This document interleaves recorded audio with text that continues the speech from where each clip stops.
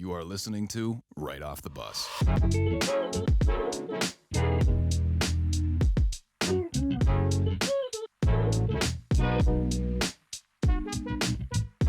Hello, everybody, and welcome back to another episode of Right Off the Bus. It is Thursday, October 7th. I'm Chandler Hutchison, here with my fantastic co-host, Pat Mahoney. Pat, it's episode 41, baby, and for 41, the GOAT 41's Dirk Nowitzki. We just got to put that out 100%. there.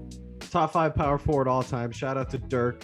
But we had to throw Chris Sale on there too, man. I mean, didn't pitch yesterday, but as the Red Sox got that wild card win, man, against the Yankees, It just feels like we had to have Chris on there. He wanted to pitch, but Alex Cora was like, no, we're not doing that. Because if we get to a series and we win this game, we need you with a fresh arm. Yeah, and the Yankees messed up using all their pitchers, man. It didn't go well, but we'll talk about that in a second, man.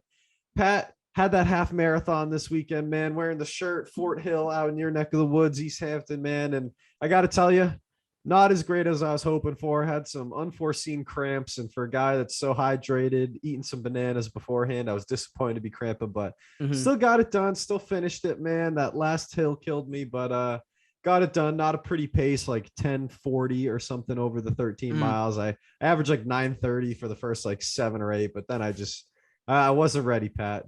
Well, out here in Western Mass, like, were there hills too, or was part of it hilly?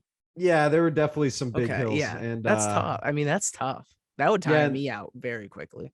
They said it was about 470 feet of elevation. My Fitbit picked up over 1,000, so I don't know who to trust, but the hills beat me up. I got that victory beer at the end from Fort Hill, man. There you go. A couple food trucks, dude. I got some veggie dumplings and some Thai spicy fries from a Thai food truck. It was unbelievable. That's a good way to finish it. Makes it all worth it. See, me, that's what I would have been thinking about the whole time. Not even the run. Like, I would have been thinking about, what do I get to eat after this? My motivation was my beer voucher. Like, on the race bib, it has beer and pizza, like, as your food voucher. And I was just like, I was thinking about that cold glass of beer, man. There we go. There we go. But it was fun, man. Got it done. And that was on Sunday, so I didn't get to watch a lot of the football we're going to talk about. But, Pat, I'll tell you, man, not a pretty matchup in our fantasy football league for me this week. No, I know. We didn't even mention last week. I think because I forgot. I forgot. I hadn't looked at the app. I don't know. Who am I kidding though? I must have looked at the app because it's an addiction. I was telling Chandler before we started. I was like, I'm on my fantasy app every 5 minutes on Sundays. So I had definitely check your usage time on there. Yeah, I think my usage time goes up significantly, and my girlfriend would probably tell you the same thing, that I'm on my phone a lot more. Well, me and Chandler played each other this week in fantasy, but I did get the win. He almost had me. It came down to Justin Herbert, and then who was it the night before? It was Ryan the Bucks. Suckup, yeah. The Bucks kicker. Yeah. Yep. So it came down the Bucks kicker, Jay Herbs, but they couldn't get it done. But I think I'll see you one more time this season. So, and you didn't have McCaffrey, so I can't take too much credit. Pat, you and I are both very thin at running back right now. Very thin. And I know Montgomery got to play like through most of the third quarter, but right now in that game or in that week, I was down McCaffrey, Montgomery, Julio Jones, and Jarvis Landry. Yeah. So I'm feeling a little weak at 2-2 in this fantasy. You're thinner at running back. Feeling great. Thinner at running back than I am now too, depending on Montgomery's injury. Yeah, my two starters. I think they said he's out like 4 to 5 weeks, so I'm definitely feeling it. Yeah, and you didn't get Chuba Hubbard to replace McCaffrey. No. The waiver spots have been tough. No, they have, man. But it's all good, man. Pat won all 3 of his fantasy matchups this week, so I'm not gonna have to ask him later. And I can't talk about it anymore because he beat me, so I'm feeling a little down on it. I just playing, man. It's a good week in fantasy. But Pat, let's dive into these headlines, man. We mentioned it: Red Sox and Yankees. Wild card game at Fenway, the game you and I predicted last week for this AL wild card matchup, and we did. It couldn't have been any better as a Red Sox fan, man. Yeah. I watched the first inning, I watched the second, I watched like 7, 8, 9, and maybe 5. Watched it here and there. Then I got to tell you, watching Giancarlo Stanton in the first inning hit it off the top of the monster and only get a single to do the same thing in the 6th inning. Yeah, like it was just absolutely hilarious. Those are home runs in every other ballpark in the league that aren't Fenway. And the Red Sox just had the bats going, man. The Yankees pitching staff couldn't keep up, dude. It was fantastic. Yeah, Matt Vasgersian had one of like the all-time calls on that Stanton home run that turned into a single. It was like one of the best single calls of all time. I love Matt Vasgersian, and I think everyone was fooled though, because I heard a bunch of other announcers who did the same exact thing. Like one guy was like, "All right, well, what did I do wrong? Because Stanton's standing at first. That was not a home run." So everyone thought it was a home run, but it was pretty funny. Yeah, but the Sox did get 2 home runs of their own. We had Bogarts and then Schwarber as well, which hitting homers in Fenway at the home crowd. Man, it was electric. It was, dude, and you could tell Fenway was absolutely popping, man. Garrett Cole struggles there more than any other ballpark, and man, he struggled those first 2 innings. He got pulled. They put in Severino, but you put it on here, man. Evaldi gets it done. Evaldi is a playoff pitcher, man. Yeah. I don't care what you say about Chris Sale not pitching in that game. He wanted to, but Chris Sale's a leader in that locker room. I'm looking forward to having him. We didn't have Chris Sale and JD Martinez in that game, and we should have them the rest of the playoffs. We're playing the Rays in the first round, Pat, best team in the AL, but I'm feeling okay about it, man. As a wild card, there's no expectations. So we're hoping we can just go in there, cause some chaos, and hit some homers, man. I think the Sox have a chance in this postseason. Oh, for sure. Regardless of the Rays winning 100 games, the good news always for the Red Sox Rays matchups is that I know Rays struggle for fans as it is, but if anyone knows anything about like New England snowbirds going down to Tampa, it's like half the fans at the Tampa games when the Red Sox come to town are Red Sox fans. So even if that place is packed, it's going to be 50% Red Sox fans because half of them move down, and some of them become Rays fans. But I tell you what, the Red Sox never leave their heart. So there's a lot of Red Sox fans down there. So I think we'll have a few extra home games. I think so, man. And we know Tropicana is not going to be filled.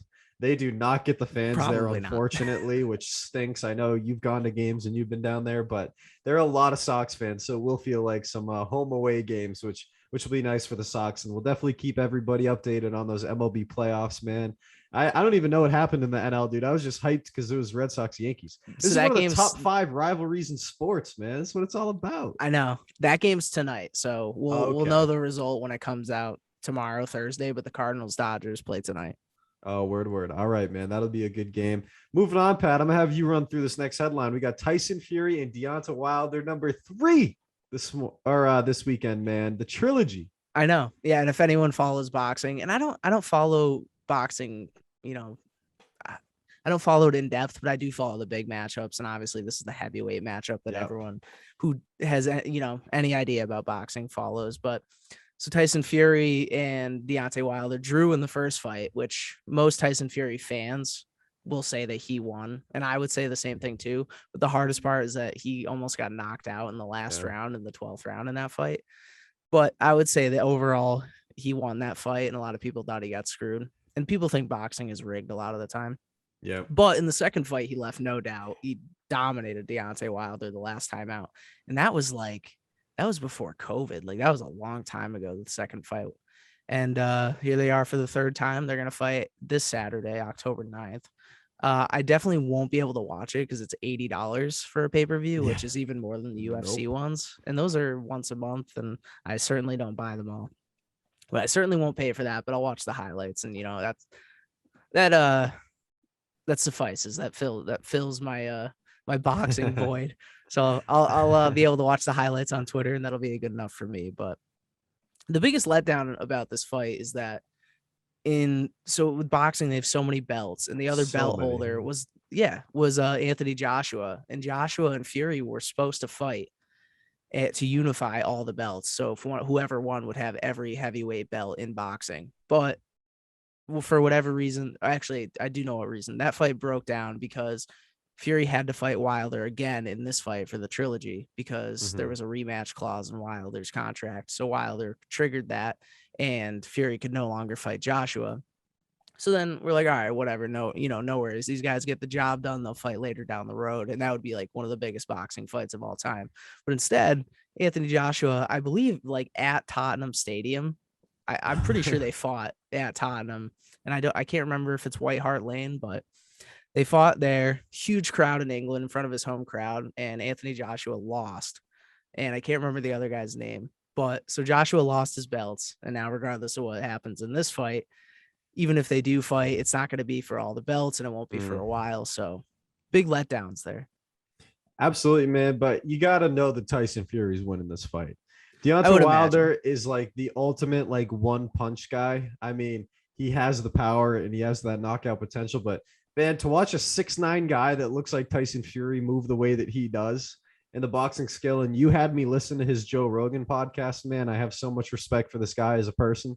And I'm looking forward to the highlights, man, because I know Tyson Fury is going to put on a show. If anyone listens to that, they'll instantly become a Tyson Fury fan, because the guy came back from the absolute lowest point anyone can go in their life, and he again became the heavyweight champion of the world. So he's a good guy to follow, and he certainly does not let you down. He's funny too.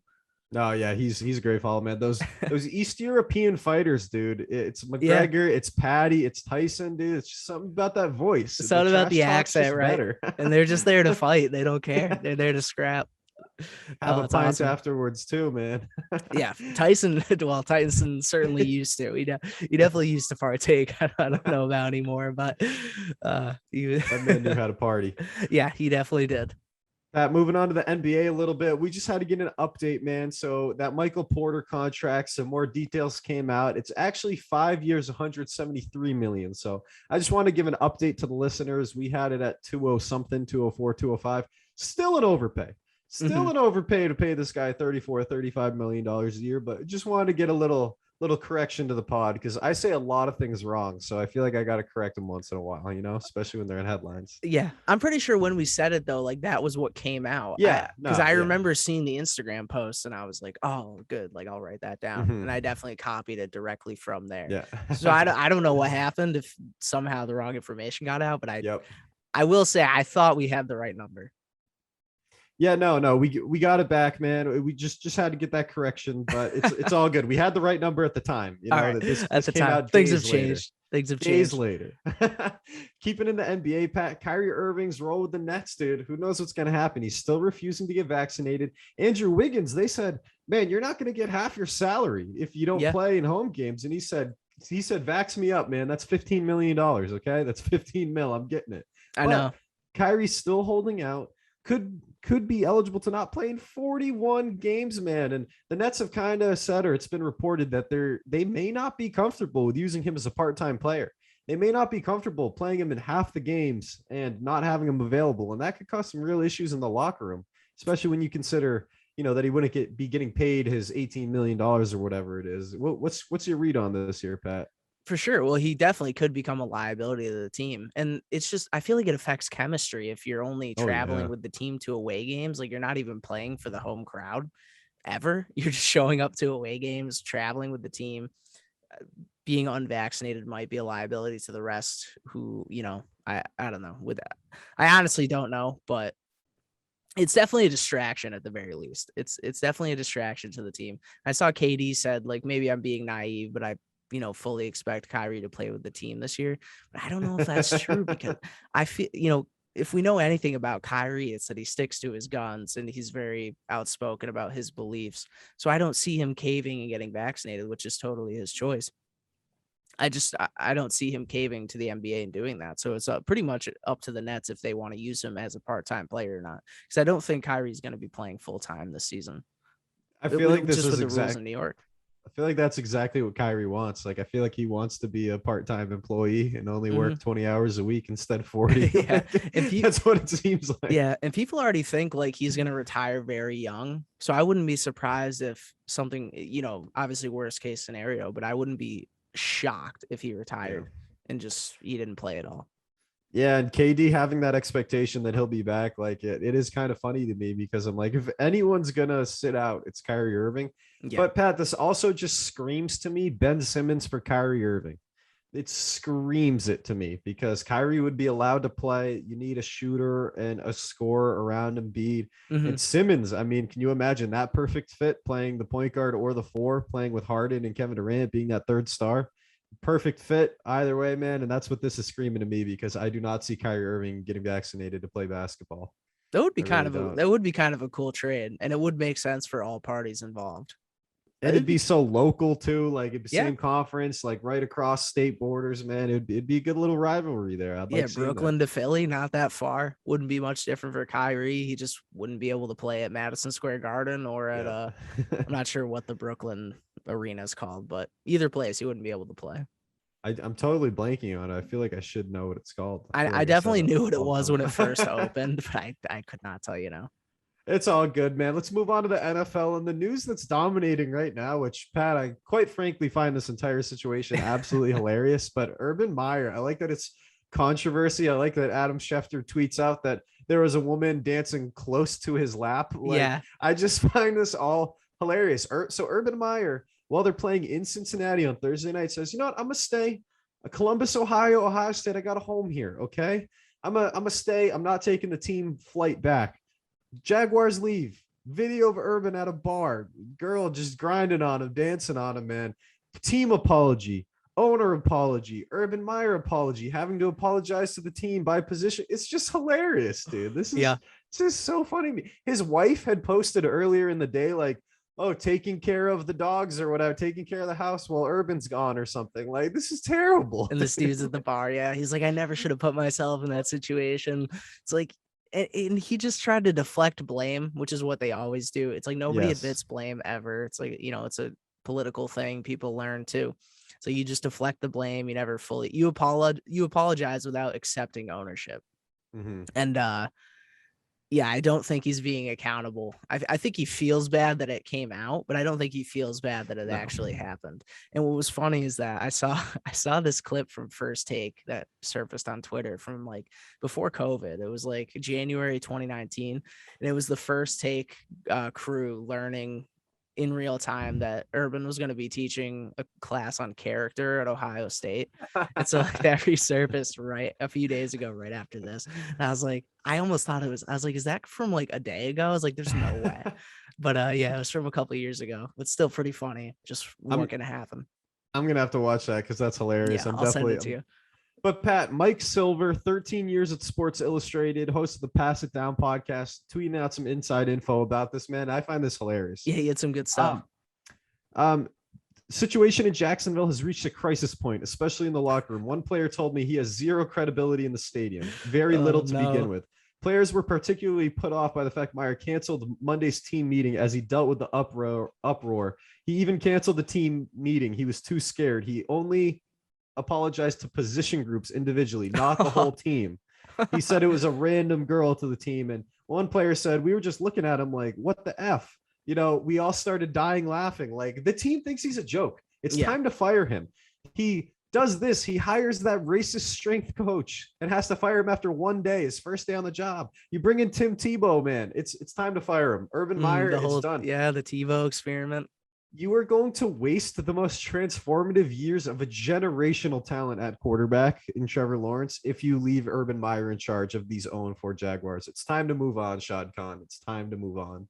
Knowing the Jaguars and anything about their history, though, they won't. Like, this will be a season-long thing.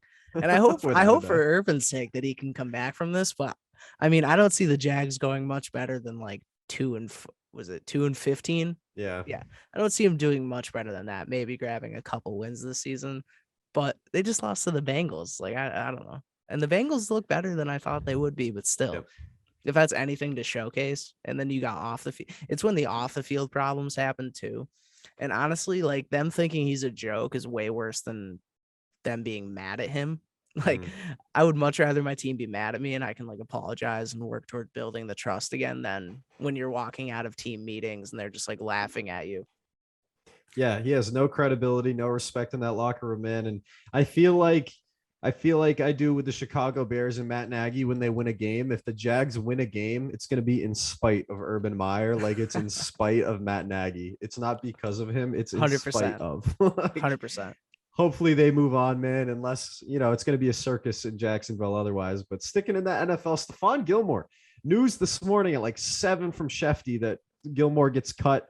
They end up trading him to the Panthers for a 6th-round pick. He's from South Carolina, went to college in South Carolina, so North Carolina is generally close to him and his family. Man, I like that we got some value. There's zero guaranteed money left on his contract, and we didn't want to pay him $7.5 million to not play for the first 6-8 weeks, whatever it was. I'm just glad we got something back for him. But my problem is, Pat, Stephon Gilmore makes every single secondary in the NFL better. So it just hurts to lose a guy that had 4 fantastic years as a Patriot. But I saw a tweet from someone. I wish I knew who it was. They said, man, as successful of a free agent signing in 4 years as there can be in the NFL, 4 Pro Bowls, all pro, defensive player of the year, 2 Super Bowl trips and a Super Bowl. I'll take it from Stephon Gilmore. Nothing but fond memories of him as a Pats fan. Yeah, he did all he could for the Pats, that's for sure. Definitely a legend in New England, and it makes a lot of sense for the Panthers. I hadn't even considered that as a landing spot, and a lot of people didn't, because I saw tweets that were like, "Who's going to win the sweepstakes?" And it was like Dallas, Baltimore, Tampa. But it makes sense for the Panthers. They just lost J.C. Horn for the year. So for them to go out and get Stephon Gilmore as a replacement, definitely good work. Good work by them. Yeah, they instantly filled that. It was like 1 week. They didn't even play a game without J.C. Horn. He got injured in that game last week, and then they'll have Stephon Gilmore suiting up next week. Yeah, I think he's out through week 6, I think. That's right. He was physically unfit. Yeah, he was physically unfit. That's right. So not immediately, but. Yeah, but with all those injuries on both sides of the ball in Carolina, it's definitely good to see him there, man. And wish him nothing but the best. I love him as a Pats fan. Nothing but good memories of Stephon, man. But Pat, time to dive into the week 4 review. We got some good games to talk about. And Pat, I'm telling you, if you got to cut me off during this first one because I've been going for 4 or 5 minutes ranting, please do. But, Bucks Patriots Sunday Night Football, man. We lose by a field. We lose by 2 points. We lose by a field goal. 19-17, I think. Now, Pat, Mac Jones completes 19 passes in a row. First time a rookie's done that in 35 years. Ties Brady's record as a Patriot with 19 completions in a row. It's pretty hard to do. We had -1 rushing yards on the game. Damian Harris gets hurt. Ramondre Stevenson is hurt. Brandon Bolden's our only healthy back because James White's on the IR. We have no rushing game. Mac Jones is playing fantastic. Terrible weather, most hyped up regular season game of all time in torrential downpours. And he works that offense down the field. 4th and 3, and Bill Belichick doesn't trust him to throw the ball 3 yards, man. He just completed like 19 of 22 passes, 19 of 21 passes. 4th and 3, you have 36-year-old Nick Folk, whose career long is 56 yards, Pat. Attempt a 56-yard field goal in torrential downpours with heavy wind. Are you kidding? Imagine the confidence Mac Jones has if Bill Belichick says, I trust you to go for it here. 3 yards after he is dominating a decimated Tampa Bay secondary. They're on their 3rd, 4th, and 5th string cornerbacks, dude. I am so upset that we didn't win this game, but mostly because I thought we were going to lose by 20. I thought we were going to get dominated, and our defense stuck in this game, man. Our offense depleted, missing so many guys, played so well. Mac Jones had the best couple drives of his NFL career, as young as it is, and we didn't trust him to go win the game. I feel real damn good about Nick Folk kicking a 45-yard field goal, or maybe a 51 if we get 5 yards. But you have 50-something seconds and a timeout, and you go for a 56-yard field goal, man. I'm devastated that we lost. We could have and should have won that game. And the fact that it was Brady and we were playing so well against him, man, it hurts. It hurts to not win that game, Pat. It really does. I know. And we don't see Bill make too many coaching mistakes, but I genuinely do feel like that was a coaching mistake. I know they're at home. You try to kick the field goal, force the game into extra overtime, but we would have won if we made the field goal. If you made it. So he was going for the win, but I don't know. It's for sure a letdown. I know I'm not even the Pats fan here, but I don't know. I would have given him. What do you have to lose? I mean, what do you have to lose to let Mac try to go out there and get the 3-yard completion and keep going? Because then you get at least closer and you have a better chance. 56 yards is crazy. It's a long way for a lot of kickers, especially for a guy whose career long is 56. Yeah. And it was it was downpouring the entire game, which makes Mac Jones's performance even better. You had to have liked what you saw out of him, and the defense as well. Yeah, the defense to shut down the Bucks like they did was pretty impressive.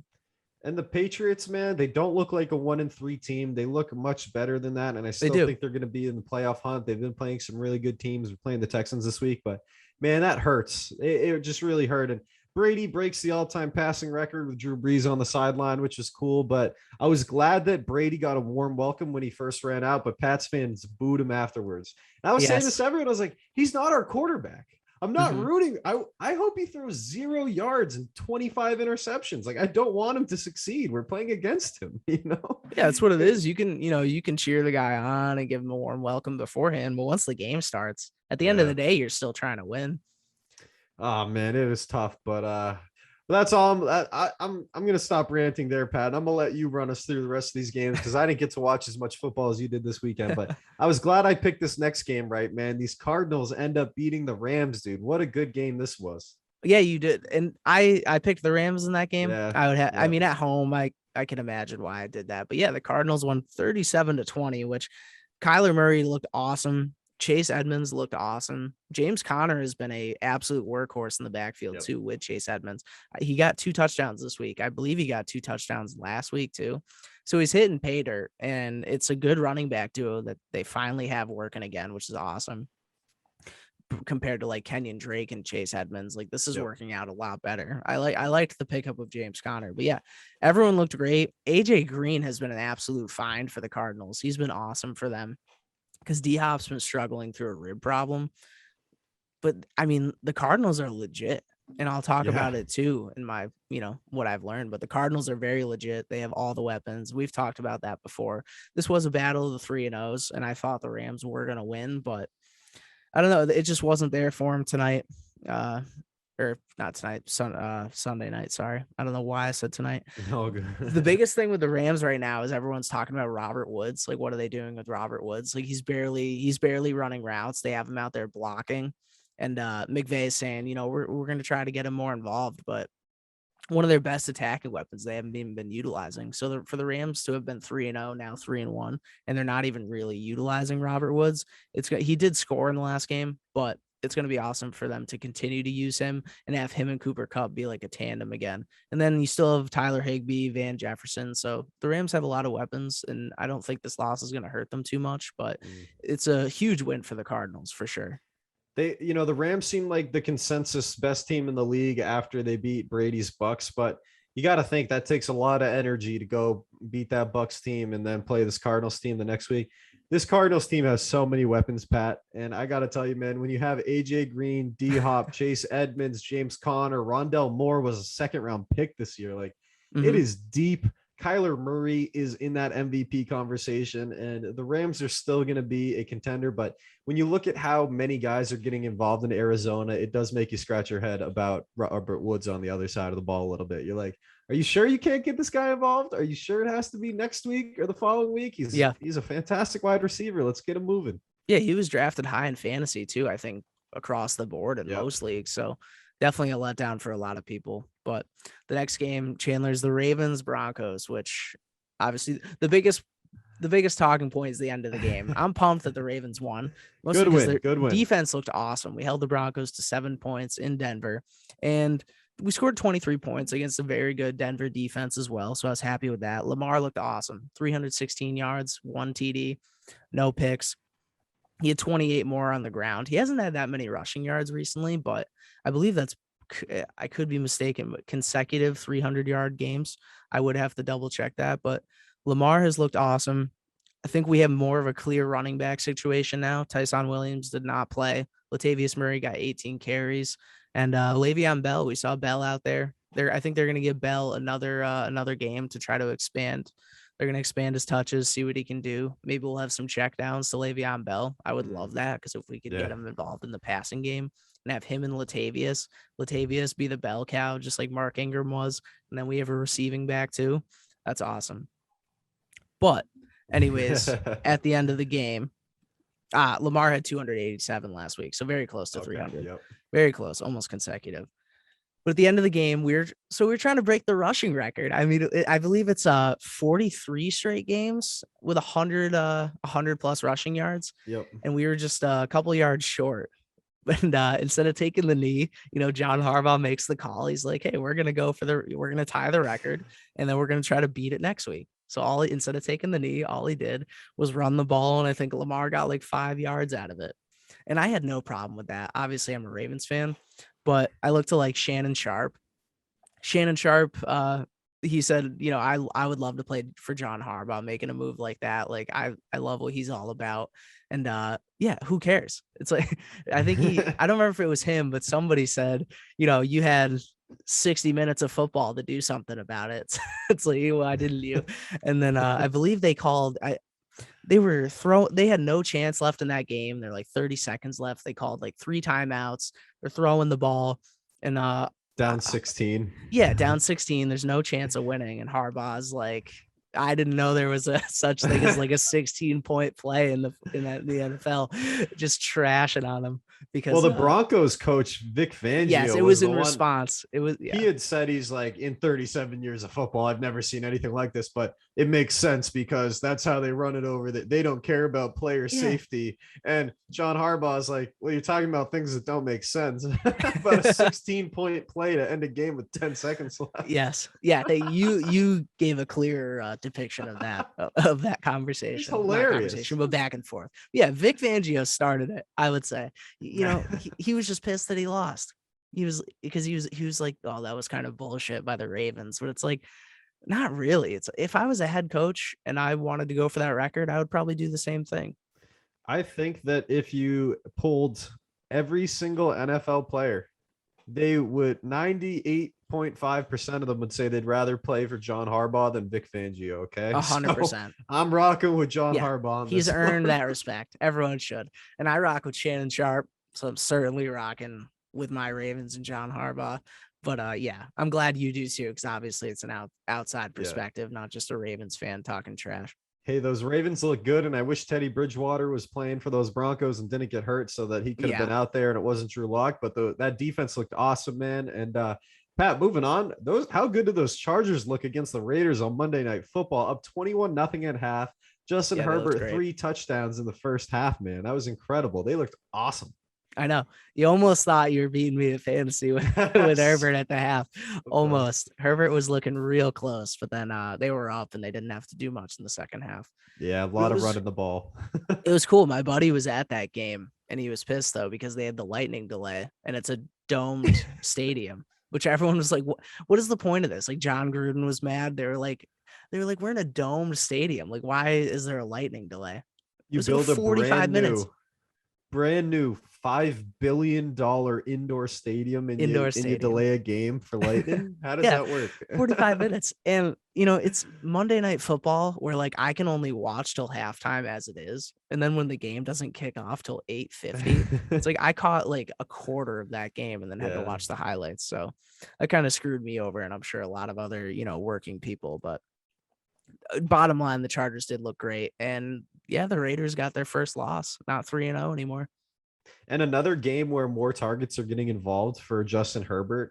And like Keenan Allen didn't have a great game, but Mike Williams was solid. Their tight end, I'm not going to pretend to know how to say his name, looked great. Jared Cook looked great. So they were working real well, man. Los Angeles Chargers look really, really solid.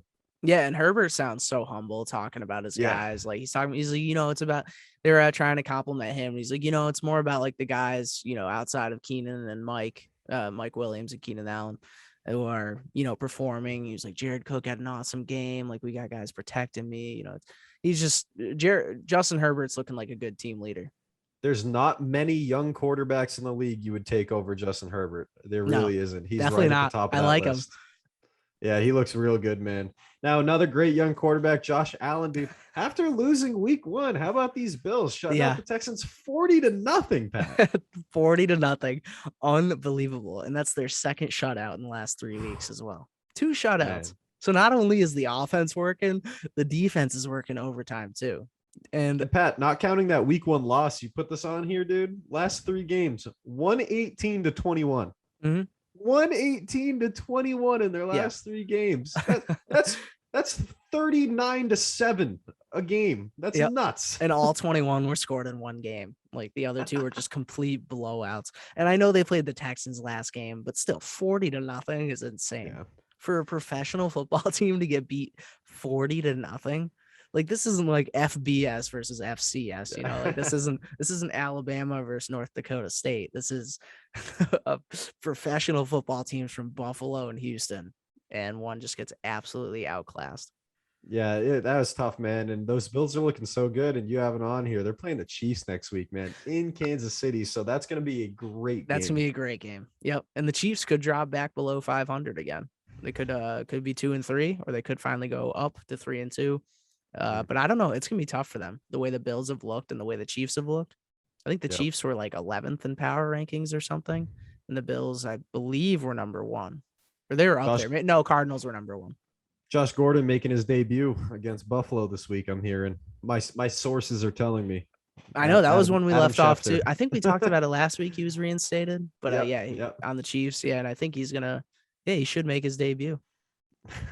Man, moving on, these Bears, man, the Bears get the win. David Montgomery has a fantastic game, but he limps off injured. 24 points against these Lions. We both picked the Lions because we have no faith in the Bears, but man, they were looking all right. They got the rushing attack going, and the Lions don't have much going for them right now, unfortunately. Justin Fields, though, Pat, it finally happened. Matt Nagy wants to keep his job. It's official. Justin Fields is the starter for the Chicago Bears moving forward. Yeah, and just a few days ago, I think I had it on here like earlier in the week that they were gonna go with Dalton. What he was like, Dalton's my starter when healthy, but now it's it's Justin's time and he's our starter going forward. So I don't know how much I take his word for it, but I'm glad that's the biggest takeaway from this Bears thing. It's like, yes, they got their season high in points in 24, which obviously isn't a lot of points, but for Justin Fields to get the starting spot, I'm happy for him, and I think he'll be one of the better. I think he'll be one of the better rookie quarterbacks to develop. It is going to take time because the Bears are not good. Yeah. None of these rookie quarterbacks have really looked too impressive outside of Mac Jones, who's been very conservatively impressive. Like he's not wowing anybody, Yeah, no, nothing's crazy. It's just Mac Jones playing, decent football. Zach Wilson looked pretty decent though, as those Titans get a loss, man. I mean, the Jets beat the Titans in overtime, man. And again, Derrick Henry, 34 carries, I think, for 150 and a touchdown. But when you don't have Julio Jones and you don't have AJ Brown, it's tough to get that offense going with just Derrick Henry. Like you gave him the ball 35 times. That's how many times a quarterback attempts passes in a game, like when they're passing a lot. Like this is a lot to give Derrick Henry the ball. It's going back to like Derrick Henry's high school stats. There was like that one game where he had like 50 carries or just something ridiculous. He's finishing a season with like 500 carries. It's unbelievable. But yeah. Go ahead. No, I was just saying, I mean, he's just an absolute workhorse. All they could do is hand him the ball. They had no other game plan. Yeah, when I looked at the stats, scrolling through the box score, I thought about DeMarco Murray on that Cowboys team where he had like 429 carries at the end of the year, and then he didn't play ever again because he was always hurt. And it's like, you ran this guy into the ground. Luckily, King Henry, man, there's no stopping this guy. Yeah, he's just built different. I don't know what you can do about him. I told you after the season, we're going to be looking at Derrick Henry in some all-time conversations, man. I'm telling you, this guy is an all-time great. Giants beating the Saints, Pat, another OT, first win of the season as well for the Giants, man. But I got to tell you, it's still looking pretty bleak for those Giants. And I don't know what to think of these Saints. I really don't. I'm constantly confused by them week in, week out. I don't know what team we're getting when they show up. It's inconsistent play, and maybe that's the blessing and the curse of Jameis being at the helm is like you could be in for something miraculous or you could just be in for a total dud. And nothing in between. Yeah, and I've noticed it. I mean, I probably would have noticed it otherwise, but as a Kamara owner in fantasy, they don't throw him the ball anymore. He barely gets targeted. He barely gets receptions. They don't use him in the passing game anymore, and I don't really understand why, because that was always a huge part of their offense. And not only that, they don't even have Mike Thomas, so I don't know why they're not diverting some of that volume to Kamara. It's like he should be eating in the backfield, but he's not. Like he did get his high. I think he got his career high in carries last week. It was either last week or the week before, but so that's a good sign, but he's just not getting utilized in the pass game, which with a guy like Kamara and his body type, I feel like that's what you want to do. A little controversial that you're saying you should give the ball to a top 5 running back in the NFL. I mean, this guy's only dominated the league for the last 4 years. That's so far-fetched. Didn't he have like a 6 touchdown game last year? Maybe like 5. Yeah, that was in fantasy playoffs. Yeah, it was like week like 16 or 15 or something. This guy is an elite level running back, especially catching the ball out of the backfield, man. It's nuts they're not giving him the ball. Maybe because they feel like they can finally throw the ball downfield with Jameis. They don't have to do as many checkdowns, but it does not make sense. Yeah, what I don't like to see is Taysom Hill getting rushing touchdowns and not Alvin Kamara. That breaks my heart. Dude, that one rush he had off the right tackle, though, man, he was plowing through. To watch a quarterback drag defenders is weird. Like, that's Cam Newton. That's Mike Vick. Like, it's weird. It's weird to watch Taysom Hill do it. Yeah, clearly Taysom Hill can't just be like a normal starter. I feel like he's just going to be stuck in like this utility player role for his entire career, which he thrives in. It's not a bad thing. I just feel like he's not going to ever carry a team as a quarterback. He's just going to be like a utility quarterback. Also, if I'm not wrong, and now I have to look it up real quick, but I'm pretty sure Taysom Hill's like 30. Like, I'm pretty sure that he's getting older. He's not he's old, 31. Like, he's never going to be a starting quarterback in that. No, it would probably never not make sense. Last game that we're going to touch before we go through our picks, Pat. Seahawks beating those 49ers, and Jimmy G gets knocked down in this game. They don't know if he's going to be ready to go. Trey Lance gets to play a little bit. Maybe he threw a ball to George Kittle that I was hoping he was going to catch in double coverage in the end zone to give me a chance against you in fantasy. But hey, Seahawks get the win, man. We both picked the Niners. Good win from Russell Wilson. And, he gets to play in that Thursday night game this week. And Russell Wilson loves that prime time. But any impressions off the Seahawks-Niners game? Trey Lance looked good. I mean, he was only 9 for 18, but 157 yards, 2 touchdowns. He had that huge play to Deebo Samuel. It was broken coverage, but that was awesome. You love to see that. Deebo has been a monster this year. Yes. Kyle Juszczyk is getting receptions. He had 4 catches for 41 yards. I don't know if they're giving him touches in the backfield too. No, they're not. But that would be cool to see too, because you never know what's going to happen with a 49ers running back. It's a different running back every week. That is true, man. That's absolutely true. I saw a tweet the other day about a guy that just loves fullbacks, and he did a parlay on 2 different fullbacks to get a touchdown, and they both scored. And, he won like $900 off of like $20 bet, but Kyle Juszczyk was one of them like the week prior. That's awesome. Dude was like, I just love fullbacks. Like, yeah, I just love fullbacks. And I'm like, hey, we're a Pat Ricard podcast, man. I love Pat fullbacks Ricard, too. Kyle Juszczyk. Those are our guys. Those are, I guess we're a fullback podcast too. We like it. I like it, man. Pat, this week you went 11-5 in these picks. I went 8-8. So you took the lead back by 2 games. You're 39-25. I'm 37-27. A little bit of separation. Little bit. I am feeling good though that we're both like decently positive. Like we're both way over 500, which I'm feeling good about. Yeah, that's good. Because even if we have like 8 and 8 weeks from here on out, as long as we don't go like 4 and 12, we're looking good. We might know what we're talking about a little bit on here. We might. A little bit. There has been some easy matchups to pick, I think, but there were some bad losses last week. Like I didn't know, Julio and AJ Brown were going to be out. I probably still wouldn't have picked the Jets, but maybe it would have influenced my decision. It is a little tough when we make picks on like Tuesday or Wednesday and the game's on like Sunday or Monday. There's a lot of room for error and injury and all that. Good stuff. Yeah, you pick the Chiefs. It's like Mahomes is done for the year. It's nice. That pick's not going to be right. And Pat, man, it's time to move on to these week 5 picks, dude. So we're going to get into these starting off Thursday night football. Rams at Seahawks. How we feeling? This is a great Thursday night game, especially compared to, Bengals Jaguars last Thursday? Yeah. I'm excited for this. I'm going to go Rams. I know the Seahawks edged it out against the Niners and they're playing in Seattle, but I think the Rams will bounce back. I don't see McVay taking 2 losses in a row, so I'll take the Rams. I feel the same way, and I want so badly to pick the Seahawks, but I think I overrated them to start the season. Like I have Russell Wilson glasses on sometimes, man. Like I just see him in such a positive light, and like I want to root for him so bad. He's such a great guy. I love him as a player, but I don't think the Seahawks roster is as good as I thought they were going to be to start the year. So I'm going Rams too, man. That Rams offense in primetime on Thursday night is going to look pretty good.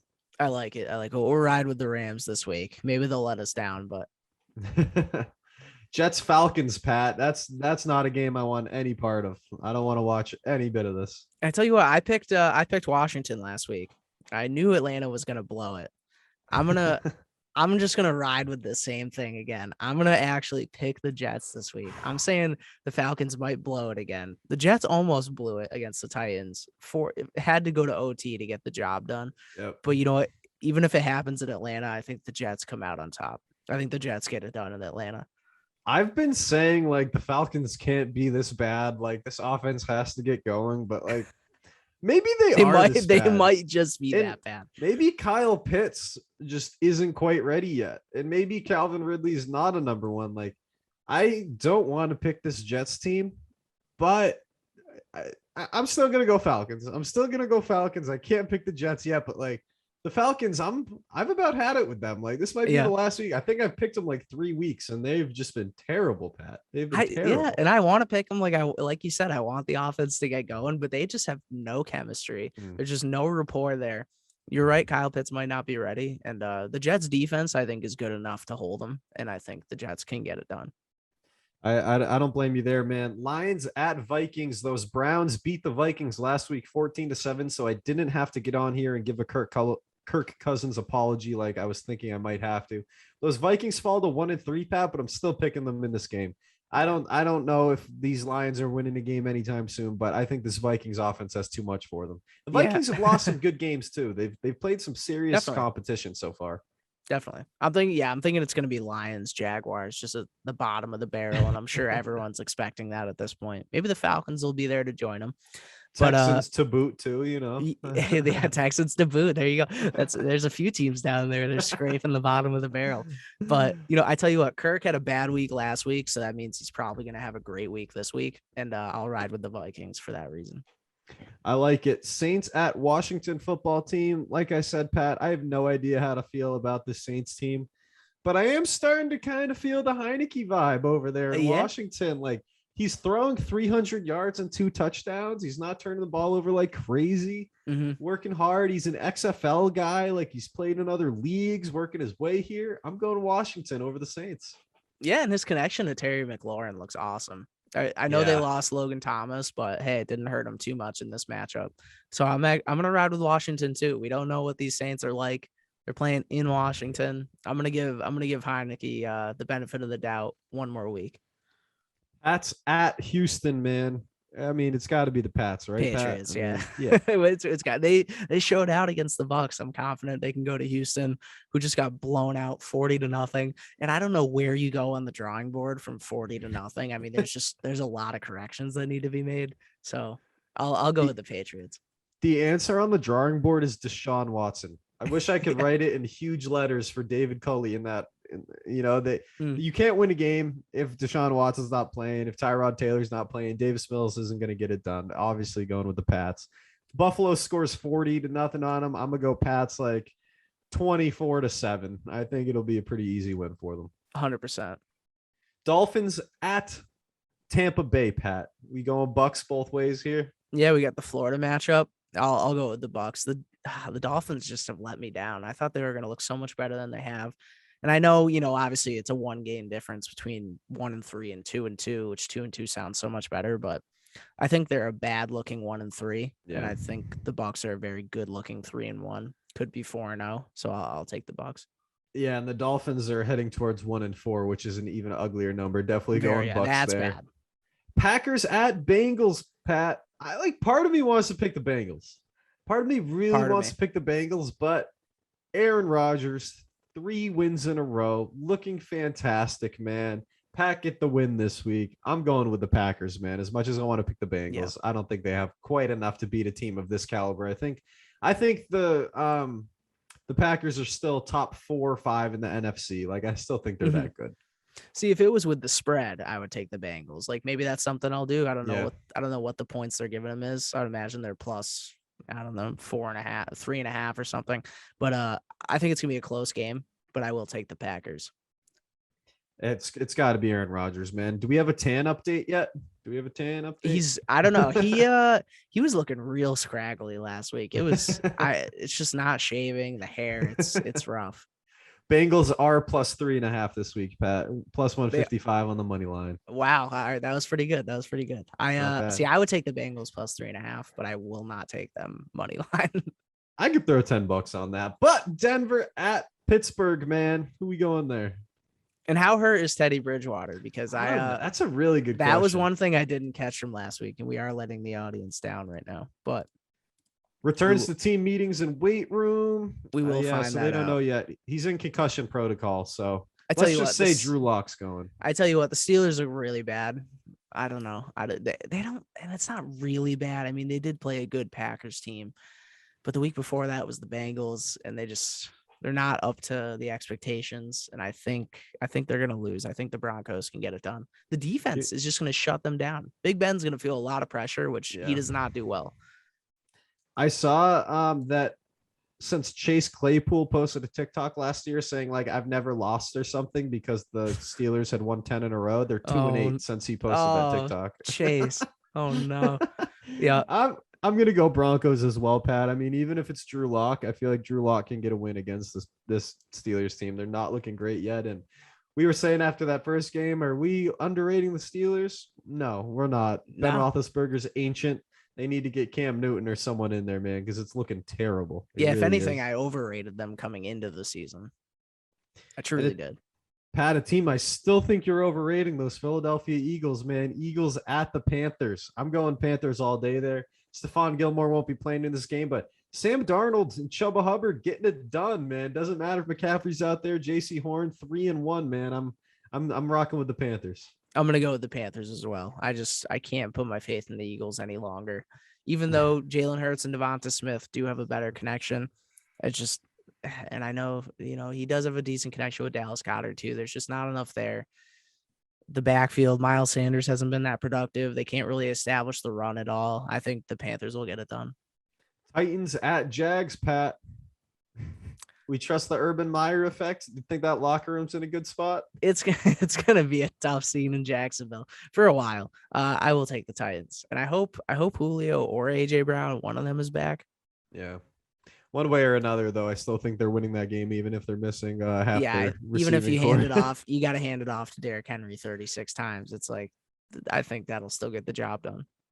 Pat, I think this is the second best game of the week, man. Browns at Chargers. I think that's going to be such a fun game to watch. I think there's going to be a decent amount of points, a lot of big plays. Who we got? Cleveland at the Los Angeles Chargers. That's going to be an awesome game. And I think I'll go with the Chargers. I think I will go with the Chargers. I think they're going to get it done. I don't know. They looked awesome against the Raiders. They were at home. I think they're, they don't have to travel. They're going to be at home again. The Browns, were the Browns traveling to Minnesota last time? Yeah, at Minnesota. Yep. 114. So another road game all the way across the country to LA, to the brand new stadium. Wow. Yeah, I'll take the Chargers in this one. I think they'll get it done. If there's a lightning delay, I'm picking the Browns at SoFi Stadium, right. But I'm going with the Chargers, man. I think the Browns, it's a good win, but 14-7 over the Vikings doesn't make me confident that they can go on the road to Los Angeles and win against the Chargers. Justin Herbert, man, I'm telling you, he is so much fun to watch, and he is in great form right now. I'm going with the Chargers there. Yeah, the Chargers they have a great defense. Awesome. And they showed in the Raiders game, the biggest thing is that they don't need Keenan Allen and Mike Williams to score points. They're 1 and 2 wideouts that he can hit other guys to score points. So that was a great sign for them. That's big, and that's a confidence boost for those guys without a doubt. No, we got the Bears at the Raiders. Do the Raiders come back? Can they beat Justin Fields and the Bears at home, Pat? We think Raiders at home, going back to Vegas. They'll get it done in front of the home crowd. Pat, I think unfortunately we have picked every single game the same way so far. Did we? I'm going with the Raiders as well, man. I don't have faith in the Bears. I've said it every week on this podcast, and I don't think Justin Fields can get it done against this team. It's got to be a bounce back week for the Raiders. They looked so bad. Their offensive line looked terrible, man. You got to imagine Gruden whips them into shape, especially a home game. I got to feel like they can win at home and pull one out, man. I think they are a good 3-1. I really do. 100%. And this game this game could be. Without a doubt, man. 49ers at Cardinals. Go ahead, man. It's going to be a real good game. I picked the Rams against the Cardinals last week. The Cardinals beat them by 17 points. They looked unreal. The Cardinals looked awesome. The 49ers, I'm curious what Trey Lance will do for an entire start. He did, he looked decent coming in. I don't know, with losing Jimmy G, Trey Lance coming in, it's a lot of question marks. I don't know if I have enough faith in them to win on the road in Arizona. Yeah. And Arizona just has everything working for him right now. I'll go Cardinals. Last undefeated team in the league, right? Yeah. Everyone else lost. The Panthers, man, the Yep. Raiders, the Broncos, everyone else lost. It's got to be the Cardinals. This offense has so much, dude. And the way they spread the ball out and the way Kyler Murray runs the ball and spreads the love, gets it to absolutely everybody. I'm going He Cardinals, does. man. He really does, man. And it looks so good. He's so much fun to watch. And people had him as a dark horse MVP candidate for this season. And I see it, man. He looks fantastic. He really does. Looked a heck of a lot better than Matt Stafford last week. Now we got the Giants at the Cowboys, man. It's got to be the Cowboys, Pat. I want to pick something different than you, but I'm not gonna try to give up the record just to do it. You know, like the Cowboys got to win this game.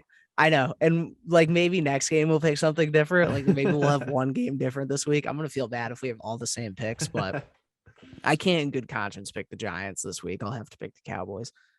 I'm doing the same thing. And Pat, you don't have to, but I'm going Bills, man. You don't have to pick the Chiefs, but I'm gonna go Bills in this game. The Chiefs, they're still trying to figure some things out. I know Mahomes threw 5 touchdowns this week. He looks awesome.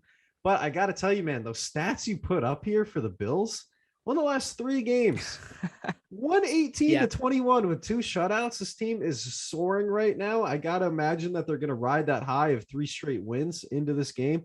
And even though it's at Arrowhead, this is a revenge game for the Bills, man, losing to the Chiefs in the playoffs last year. So I'm rocking with the Bills. I think Josh Allen goes and gets it done. Yeah, I'll go with the Chiefs in this game at home. That's pretty much my only reasoning. I mean, it's a toss up. Like the Bills look awesome. All the reasons you said. The Chiefs are still figuring a couple things out. They are 2-2, but hey, it's a 3-1, 2-2, not much different. And I will take the Chiefs at home. I like that this is the Sunday night game, though. That's for sure. Like it's an exciting Sunday. And at least game. we got one pick different here because I hope you're going with me on this next pick. Should I pick the Colts? They just got their first win, man. Colts at Ravens. It's be more all day. Yeah, it's Baltimore. Yeah, the Ravens are getting it at the bank for sure. We'll both go with the Ravens. So we got one different pick this week. So you can't catch me no matter what happens. I'll still be up by at least a game. Just depends who gets that Bills Chiefs game. Maybe there'll be like a draw or something. We can get funky with it, you know. Yeah. And I will say, I said the Jets were going to get it done in Atlanta. I forgot that game is in London this Sunday. So they are playing in London. That game is at, if I can read this, 9:30 in the morning, I think is kickoff. Darn. So 9:30 a.m. They're not in Atlanta. So both teams traveling. I'm still going with the Jets for sure, but they're not in Atlanta. That kind of is strange. I'm gonna stay Falcons because maybe Zach Wilson has never played anywhere crazy. Right, so we do have 2 picks different. Okay, we do have 2. Oh, that's true. Yeah, my bad. I must have missed that. You're good. You're good. We got 2 picks different. All right, so there's a chance I catch up. Yeah, don't put me down. Don't put me down for the Falcons. I don't want to ride with them. All right, Pat. Let's move on, man. That was fun picking all the games. We got to do a couple listener questions. Only got time for a few. From Brett. Too early to name Jason Tatum MVP? Yes, dude. Yeah, he hasn't even cracked the top 10 to the NBA players yet, but I think he can this year. I think that's the big thing. I think Jason Tatum solidifies himself as a top 10 player in the NBA this year. Yeah, and I think Jaylen Brown's going to play the way he needs to play, and it's going to be so conducive to the way Tatum needs to play too. I think they're going to really gel this year. I think the Celtics are going to hit a good stride. I don't know if we'll be winning anything because there's just so much stiff competition in the NBA right now. Philly's looking a little weaker, but we usually don't have problems against Philly anyways. We usually have their number, but yeah, it's definitely too early to name Tatum MVP, but I think he'll have his best season. Another question from Brett. Is Brady the most popular Boston sports personality ever? Pat, I tried thinking about this. I tried coming up with other guys, but it's Brady, man. It's not Ortiz. It's not Bird. It's not Russell. It's not Havlicek. It's not Gretzky, man. Like or Bobby Orr. Sorry. It's Brady, man. I mean, no one else comes close in my opinion. It's Brady than everybody else, just like it is in NFL history. Brady than everyone else. That's what I think it is for Boston sports. I mean, no one comes close in my opinion. And there's so many icons, but I feel like everyone knows Brady. Like, you know, you might go somewhere and say Dustin Pedroia. No, someone might not know what you're talking about, I guess. It's hard to imagine just coming out of New England. Or Larry Bird, I would have to imagine everyone knows that. But I feel like way more people know who Tom Brady is. Like you could, you know, if we're just talking about biggest sports personality or most popular, I feel like we could, you know, go international and people know who Tom Brady is. Yeah, I don't think it's even close there. Joe Braverman, are the Nets still title favorites if Kyrie does not get vaccinated, Pat? I think it gets a little closer because I think the Lakers would be up there. But yeah, I mean, they still have Kevin Durant and James Harden. And Right. there's been a lot. Yeah. It's sometimes when you have that many ball handlers, it's like, where does the ball go? It's kind of tough. So maybe with just Harden and Durant, maybe it'll work out better. I don't know. It's tough to lose a guy like Kyrie for sure, but I don't know. I got to imagine they're still title favorites. The lines might close, but I got to imagine they're still favorites. They signed Patty Mills as a backup point guard. I think that's an awesome Patty replacement Mills as a is spot-up unreal. shooter. They also re-signed LaMarcus Aldridge and signed Paul Millsap. I love the depth they have. Yeah. But if Kyrie doesn't get vaccinated, I'll go the Lakers as the title favorite. They have ridiculous depth. They signed DeAndre Jordan, Russell Westbrook, Malik Monk. The list goes on and on and on and on with Ariza and all these other guys. So I would go Nets if Kyrie's playing, but if he's not, then I'm going to go Lakers for sure.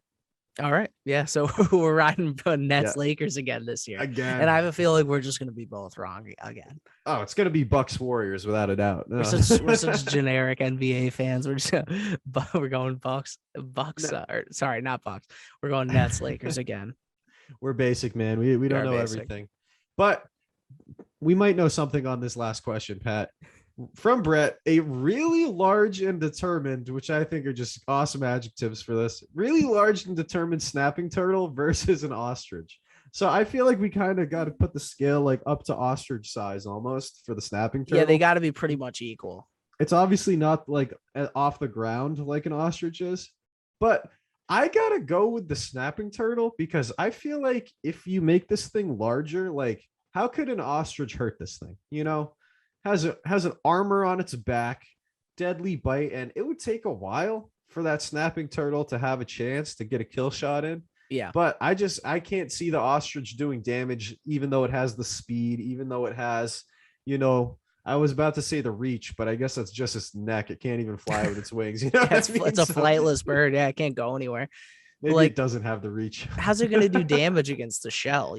Like it's just not going to happen. If the turtle sees an attack coming, it can just pop right back in its shell, then pop out. I think the turtle has. I think it's an easy dub for the turtle, honestly. And I don't also, think this is close. A snapping turtle can bite your finger off just like that, man. So if you put that thing at the massive size, that bite power, man, that ostrich is done. Yeah, one of those thin ostrich necks or legs. Those things are done. Those things are smoked if a turtle gets a hold of it.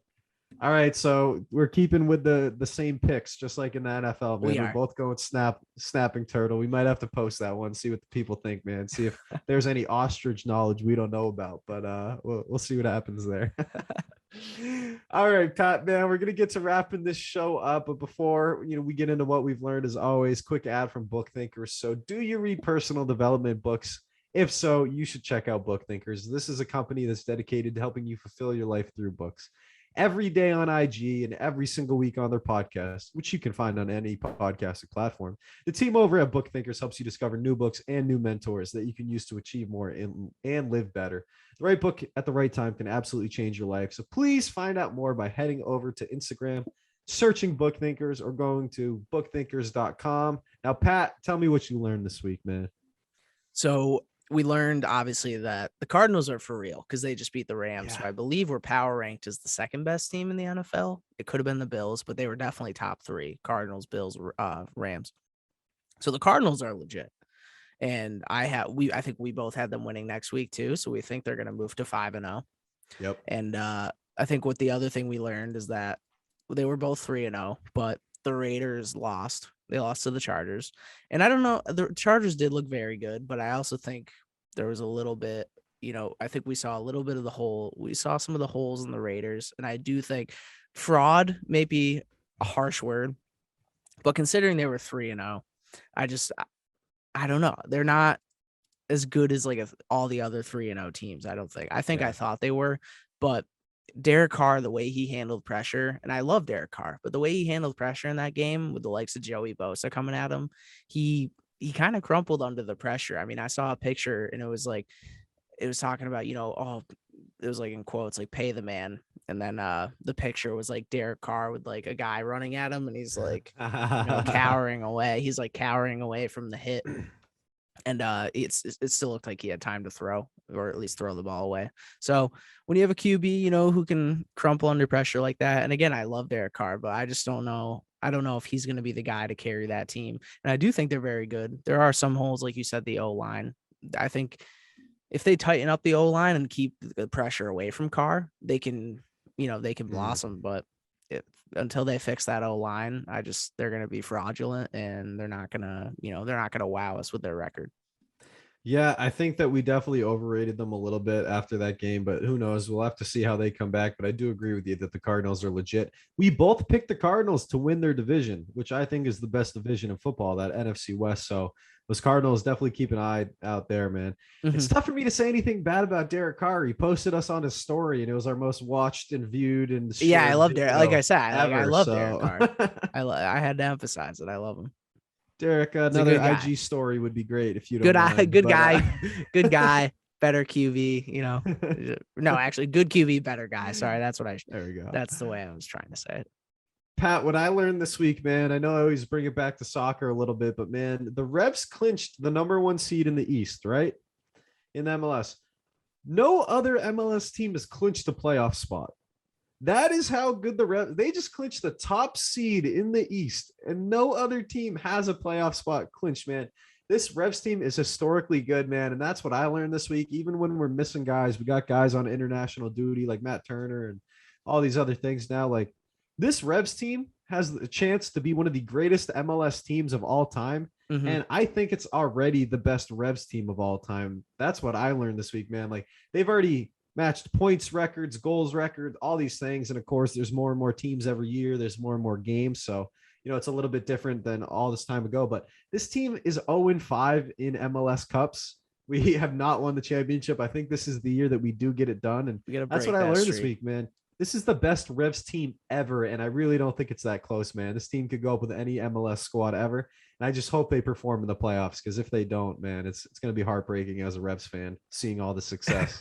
Yeah, I will say it's been funny looking at Revs Twitter this week, or not this week, just over the past month.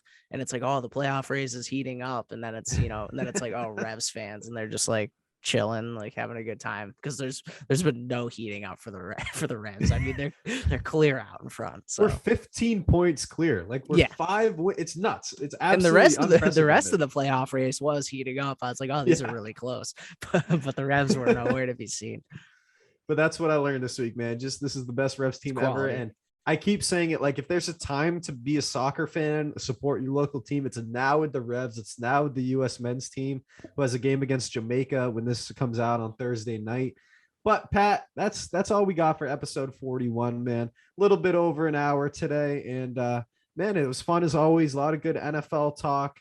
We got Brady's return. We got Kyrie. We got all that nonsense, man. But just want to say thank you to all the listeners out there bearing with us on another Thursday episode. I apologize specifically to Brad. He texts me angry every time it's a Thursday episode, but it's been fun, man. We appreciate you guys spending some time with us. Listen to all these episodes. Please like, comment, share, subscribe, do all that stuff. I keep saying it. Hit any button on any of our posts. It should help us in some sort of way. Pat, I don't know if there's anything you want to say before we wrap it up, man. How we feeling? We feeling good? You nailed it as always, Chandler. You nailed it. All right, man. We're good to get out of here. I appreciate it, man. That's episode 41. Peace out, y'all. Bye, guys. You are listening to Right Off the Bus.